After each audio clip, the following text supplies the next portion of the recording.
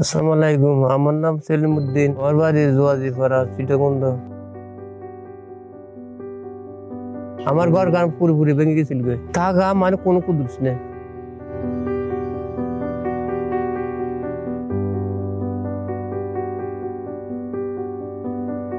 আমি মনে ফাউন্ডেশন আছে ঘরের জন্য আবেদন করি। উনারা আয়েরও ঘরের দেখে ব্যাগ কিছু দেখি আশা করে আমার ঘরটি নতুন করে নির্মাণ করে দেয়। আমি নতুন করে পরিবার লইরা নিয়ে আসি।